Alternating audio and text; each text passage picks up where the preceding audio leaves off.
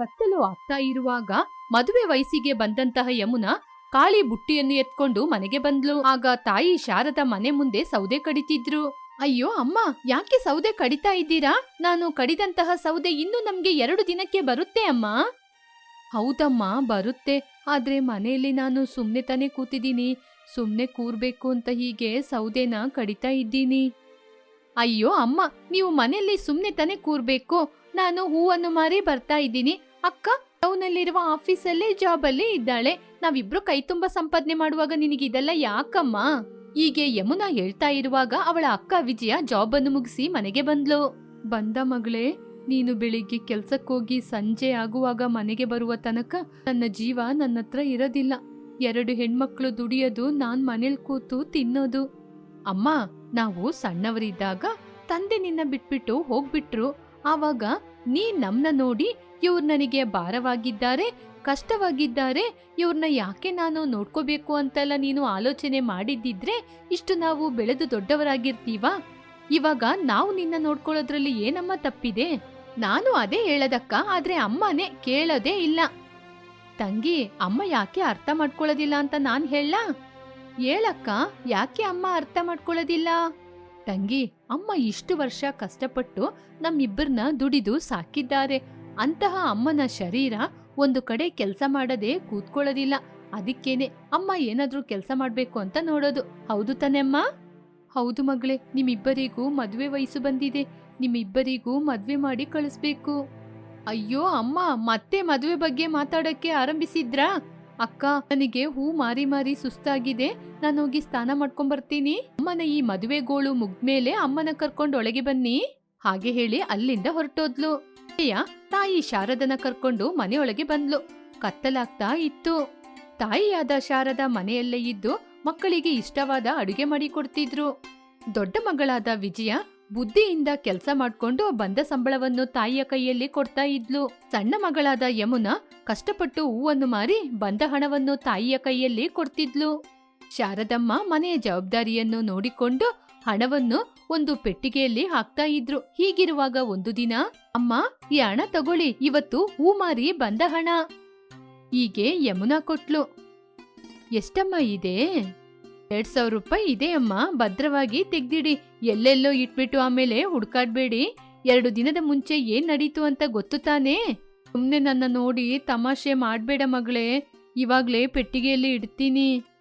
ಶಾರದಾ ಆ ಪೆಟ್ಟಿಗೆ ಹತ್ರ ಬಂದು ನೋಡಿದ್ಲು. ಪೆಟ್ಟಿಗೆಯಲ್ಲಿ ಹಣನೇ ಇರ್ಲಿಲ್ಲ. ತುಂಬಾ ಗೊಂದಲದಿಂದ ಹುಡ್ಕಾಡಿದ್ಲು.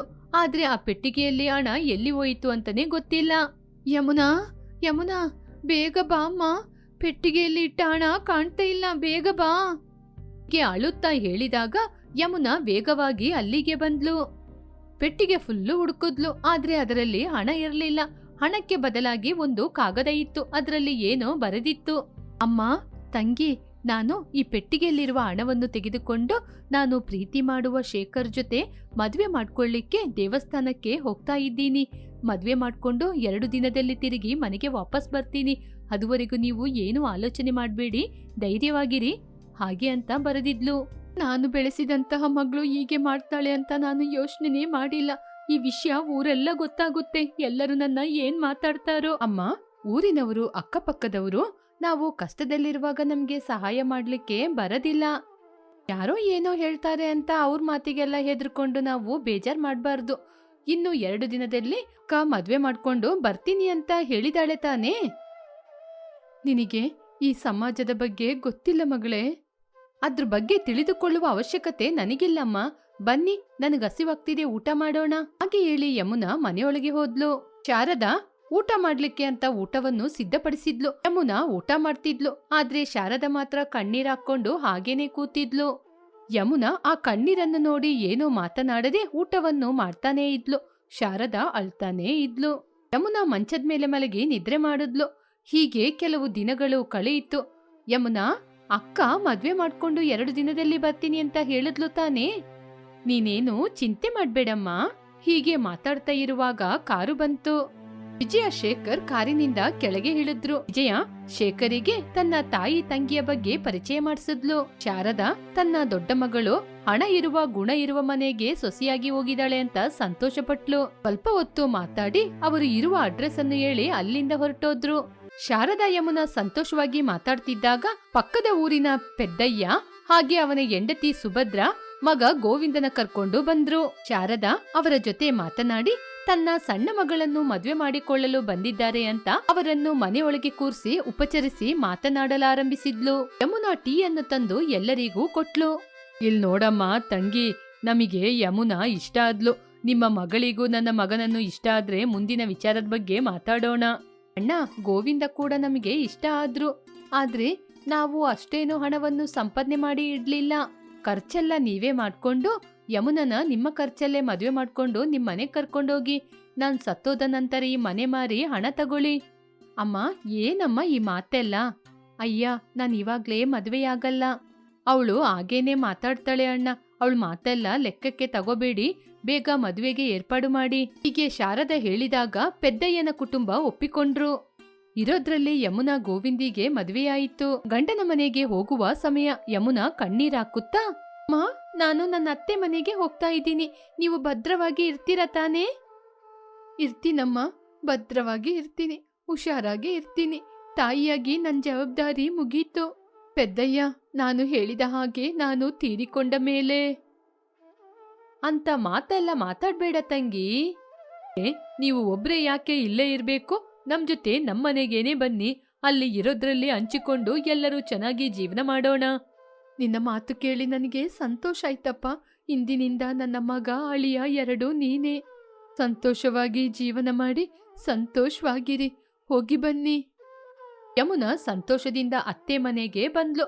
ಅತ್ತೆ ಮನೆಯಲ್ಲಿ ಅಡುಗೆ ಕೆಲ್ಸ, ಹೊರಗಿನ ಕೆಲ್ಸ ಅಂತ ಎಲ್ಲಾ ಕೆಲ್ಸವನ್ನು ಚೆನ್ನಾಗಿ ಮಾಡುತ್ತಾ ಹೊಲದಲ್ಲಿ ಕೆಲಸ ಮಾಡುವ ಅತ್ತೆ ಮಾವ ಗಂಡನನ್ನು ತುಂಬಾ ಚೆನ್ನಾಗಿ ನೋಡ್ಕೊಳ್ತಾ ಇದ್ಲು. ಹೀಗೆ ದಿನಗಳು ಕಳೆಯಿತು. ಹೂ ಮಾರಿ ಜೀವನ ಮಾಡುವ ಶಾರದಮ್ಮನಿಗೆ ದೊಡ್ಡ ಮಗಳನ್ನು ನೋಡ್ಬೇಕು ಅಂತ ಆಸೆಯಾಯಿತು. ವಿಜಯನಿಗೆ ಇಷ್ಟ ಅಂತ ಕೈಯಾರೆ ಲಡ್ಡು ಮಾಡಿದ್ಲು. ನನ್ನ ದೊಡ್ಡ ಮಗಳು ನನ್ನ ಕೈ ಅಡುಗೆ ತಿಂದು ತುಂಬಾ ದಿನ ಆಯಿತು. ಇದ್ನ ನೋಡಿದ ತಕ್ಷಣ ಸಂತೋಷದಿಂದ ಅಮ್ಮನನ್ನು ತಬ್ಬಿಕೊಂಡು ಸಂತೋಷದಿಂದ ತಿಂತಾಳೆ. ಹೀಗೆ ಹೆಮ್ಮೆ ಪಟ್ಕೊಂಡು ಲಡ್ಡನ್ನೆಲ್ಲ ತೆಗೆದು ಒಂದು ಬಾಕ್ಸಿಗೆ ಹಾಕಿಕೊಂಡು ದೊಡ್ಡ ಮಗಳ ಮನೆಗೆ ಹೋದ್ಲು. ಶಾರದಾ ತನ್ನ ಮಗಳಾದ ವಿಜಯ ಶ್ರೀಮಂತಿಕೆಯಿಂದಿರುವುದನ್ನು ನೋಡಿ ಹೆಮ್ಮೆ ಪಟ್ರು. ಆದ್ರೆ ವಿಜಯ ಮಾತ್ರ ತನ್ನ ಹಣದ ದುರಂಕಾರವನ್ನು ತೋರ್ಸಿದ್ಲು.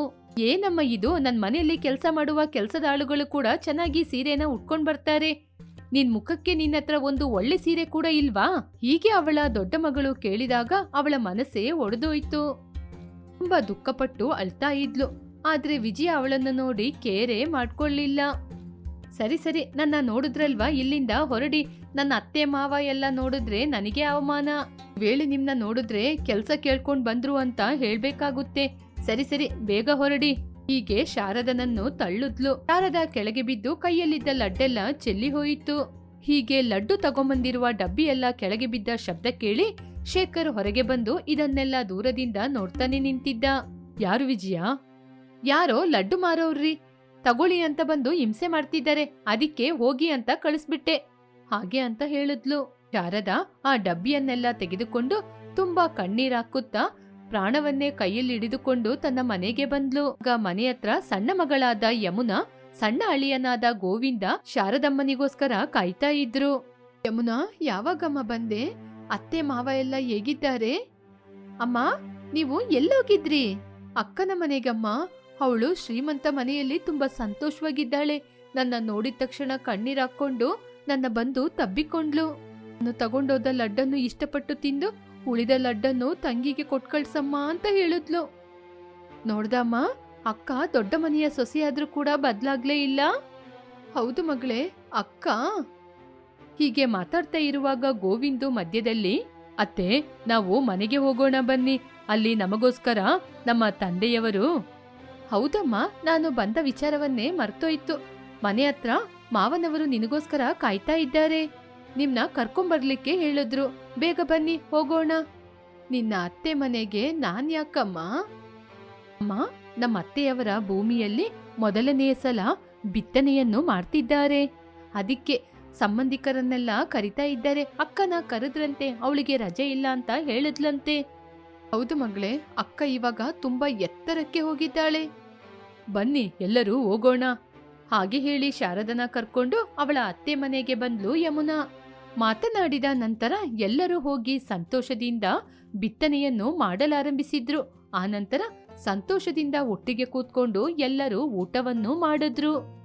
ಮಗಳಾದ ಯಮುನಾ ಅಳಿಯನಾದ ಗೋವಿಂದು ಶಾರದನ ತುಂಬಾ ಚೆನ್ನಾಗಿ ನೋಡ್ಕೊಂಡ್ರು. ಆ ಪ್ರೀತಿಗೆ ಶಾರದಾ ಅಲ್ಲೇ ಇದ್ಲು. ಇಬ್ಬರು ನನ್ನ ಹೊಟ್ಟೆಯಲ್ಲುಟ್ಟಿದ ನನ್ನ ಹೆಣ್ಣು ಮಕ್ಕಳೇ.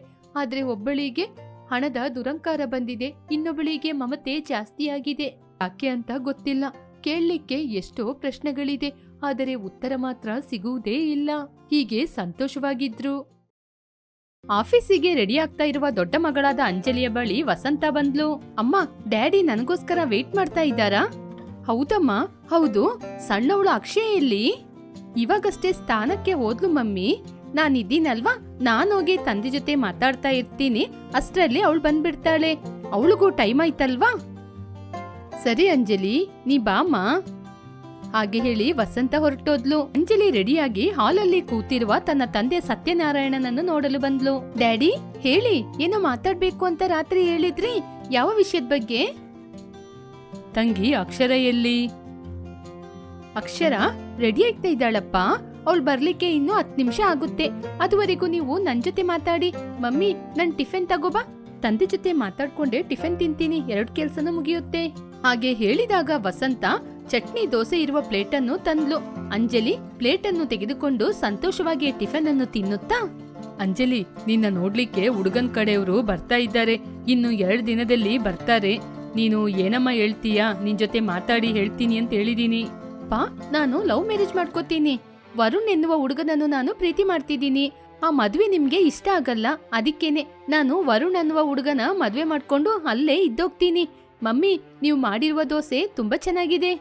ಹೀಗೆ ದೋಸೆ ಎಲ್ಲ ತಿಂದು ಖಾಲಿ ಪ್ಲೇಟ್ನ ಅಲ್ಲೇ ಇಟ್ಟು ಹೊರಟೋದ್ಲು. ಮಗಳು ಒಂದೇ ಸಲಕ್ಕೆ ಹಾಗೆ ಮಾತನಾಡುವುದನ್ನು ನೋಡಿ ನಾರಾಯಣ ಶಾಕ್ ಆದ. ವಸಂತ ಕೂಡ ಏನು ಮಾತನಾಡದೆ ಅಲ್ಲಿಂದ ಕಿಚನಿಗೆ ಹೊರಟೋದ್ಲು. ಆ ಸಮಯಕ್ಕೆ ಕಾಲೇಜಿಗೆ ಹೋಗ್ತಾ ಇರುವ ಸಣ್ಣ ಮಗಳಾದ ಅಕ್ಷಯ ಬಂದು ತಂದೆ ಜೊತೆ ಮಾತಾಡಿದ್ಲು. ನಾರಾಯಣ ಎಚ್ಚೆತ್ತು ಅಕ್ಷರನ ಕೂಡ ಕೇಳಿದ್ರು. ಅಪ್ಪ, ನನ್ ಮದುವೆ ನಿಮ್ಮಿಷ್ಟ. ನೀವು ನನ್ನ ಮದ್ವೆ ಮಾಡಿ ಗಂಡನ್ ಮನೆಗೆ ಕಳಿಸ್ತೀರಾ ಅಂದ್ರೆ ನಾನು ಸಂತೋಷದಿಂದ ಮದ್ವೆ ಮಾಡ್ಕೊಂಡು ನಿಮ್ಮ ಇಷ್ಟ ಪ್ರಕಾರ ನನ್ ಗಂಡನ್ ಮನೆಗೆ ಹೋಗ್ತೀನಿ. ಹೀಗೆ ಅಕ್ಷರ ಮಾತು ಕೇಳಿ ಅಮೃತವನ್ನು ಕುಡಿದಂಗಾಯಿತು. ತುಂಬಾ ಸಂತೋಷಪಟ್ಟ. ಕಿಚನ್ನಿಂದ ಅಕ್ಷರನಿಗೋಸ್ಕರ ದೋಸೆಯನ್ನು ತಂದ ವಸಂತ ಕೂಡ ಸಂತೋಷಪಟ್ಲು. ಅಂಜಲಿ ಮಾಡಿಕೊಳ್ಳಲು ಬಯಸುವ ಲವ್ ಮ್ಯಾರೇಜ್ ಬಗ್ಗೆ ಹೇಳಿದ್ರು. ನನಗೆ ಅದೆಲ್ಲ ಇಷ್ಟ ಆಗಲ್ಲ ಮಮ್ಮಿ. ಡ್ಯಾಡಿ, ಇವತ್ತು ಹುಡುಗನ ಬರಕ್ ಕೇಳದಾದ್ರೆ ಹೇಳಿ, ನಾನು ಕಾಲೇಜಿಂದ ಬರುವಾಗನೇ ಎಲ್ಲದಕ್ಕೂ ಸಿದ್ಧವಾಗಿ ಬರ್ತೀನಿ. ಹೀಗೆ ದೋಸೆಯನ್ನು ತಿಂದು ಖಾಲಿ ಪ್ಲೇಟ್ನ ತಾಯಿಗೆ ಕೊಟ್ಟು ಹೊರಟೋದ್ಲು.